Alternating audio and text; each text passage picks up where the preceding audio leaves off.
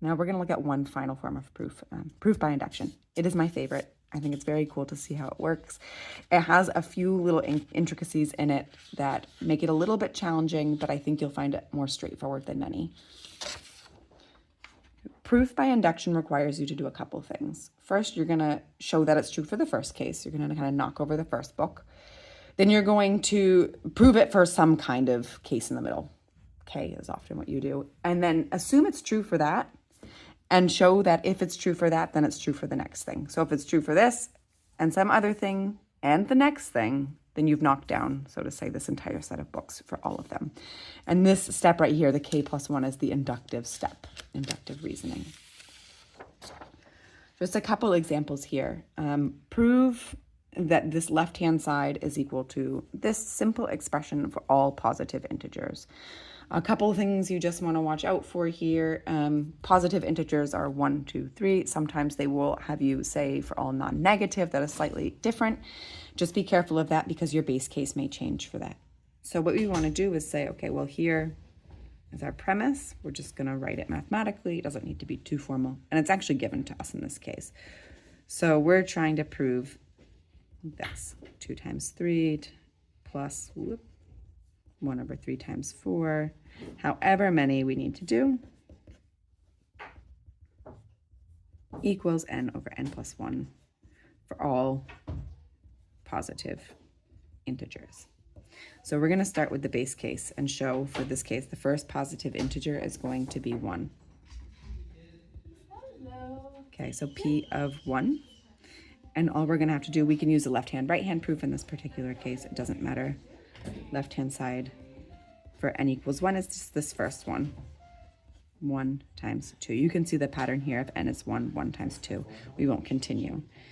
That's 2. And the right-hand side, well, if it's n is 1, then we have 1 over 1 plus 2, which is 1 over 2. So because the left-hand side is equal to the right-hand side, we have proven it. Then what we want to do is we want to say, okay, assume, this might get a little bit tight on here.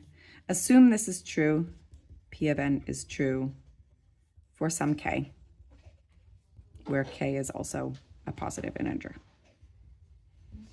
What we want to do is show this is true for k plus 1. So that means that this Pn is true. We want to show that when n equals k plus 1.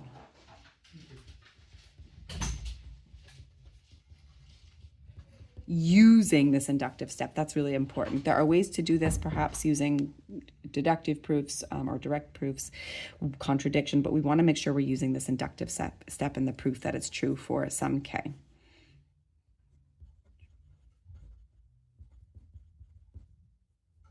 Okay, so if we have p of k plus 1, the left-hand side will be 1. First of all, I'm going to go back here. We know this is true. That is that 1 times 2 plus 1. K plus 1 equals, here we're just replacing it, k plus 1. Okay, is true. Okay, we're getting into quite a little bit of a book here, is true. So for the left-hand side for k plus 1, we're going to have 1 over 2, or 1 over 2 times 3 plus, and recognizing that this pattern is going to have 1 over, because we're going to do the next one also, plus 1 over k plus 1, k plus 2. And I'm just going to keep simplifying this. We know based on this inductive step that this is true. So this, we know to be equal to k over k plus 1. And then we have this other piece here. And we're just going to keep using things we know about math to be true. I want to write these over one singular fraction here. So I'm going to have to multiply both the numerator and the denominator here by k plus 2, k plus 1, k plus 2. That way I'm going to be able to write these as one fraction. That's k plus 2,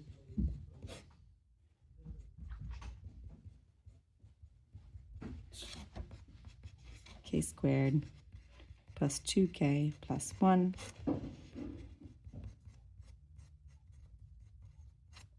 Okay, I'm going to now go on to the next piece of paper.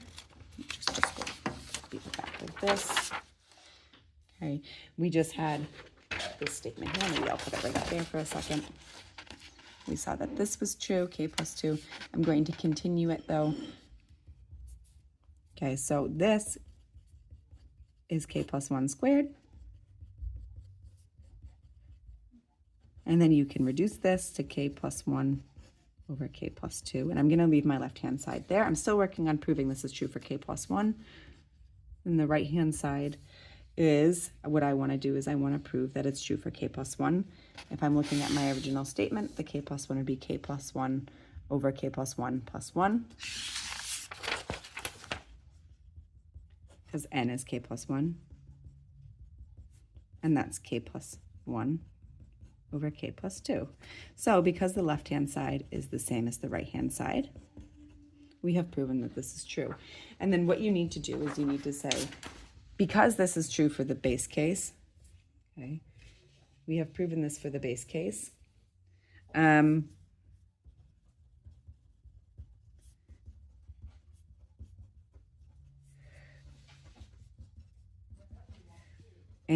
okay, assuming that it's true for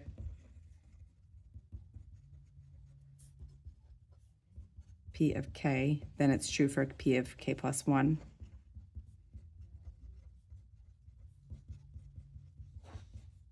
By the principle of mathematical induction, this is true, okay? By.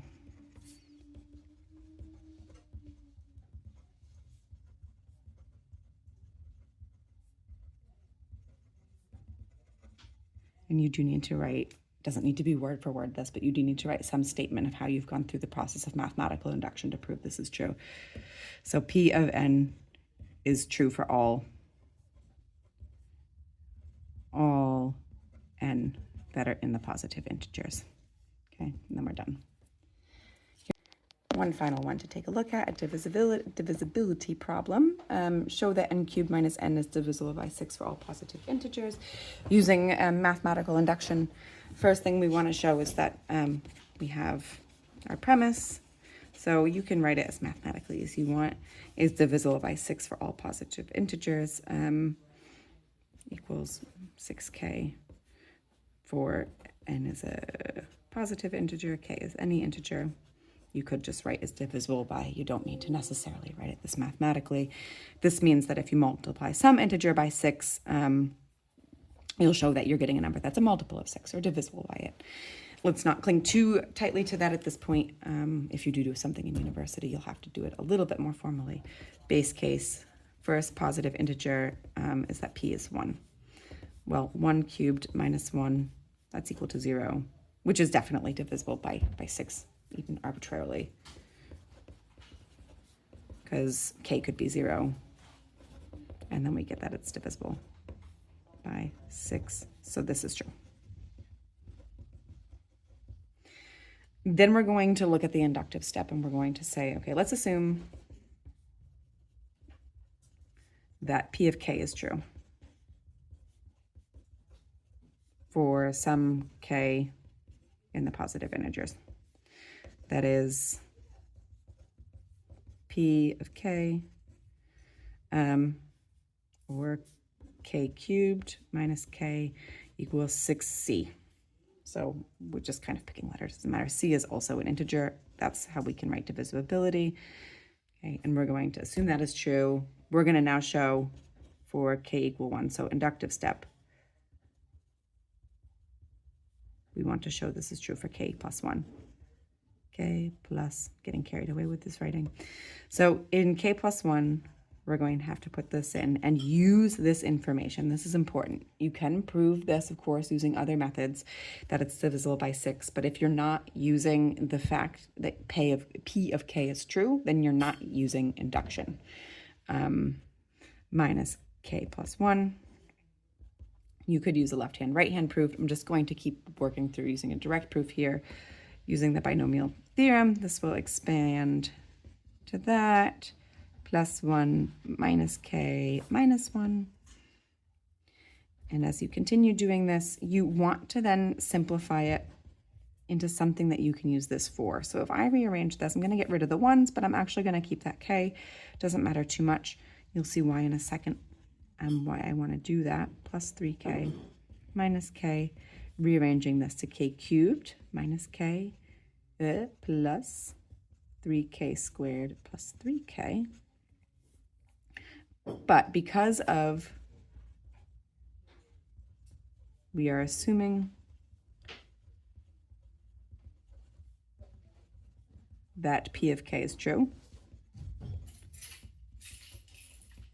then k cubed minus k plus 3k squared plus 3k equals, this is using this inductive step, that is equal to 6 times that c, which is some integer being multiplied by 6, showing that it's divisible by 6 overall. And then we have this 3k squared still plus 3k. But we can continue doing those. So we have 6, or c is some integer. A little bit messy there. Plus, and I can now take out a 3 and a k plus 1. Now, because of this is saying some number. We said that k is an integer, and this is the next number. So one of these is odd and one of them is negative. So either k or k plus 1 is even. What? Which means k times k plus 1 is divisible by 2. What? Hi, Mr. Herm. Good, isn't it? I'm not YouTube famous, or you'd be YouTube famous right now. So we could actually write this 3 times k plus 1. Again, I'm just going to pick another one, d, as 3 times 2d, where d is also some integer. Okay, which means that it's also able to be written as 6d. So you have that this then equals 6c plus 6d, which is 6 times c times d. So this is divisible by 6. Divisible.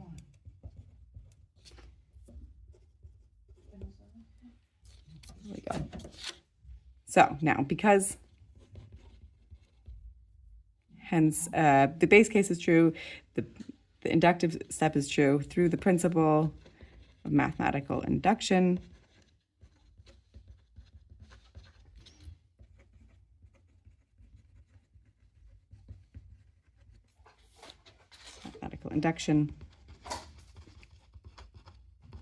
P of n is true for all n that are elements of positive integers.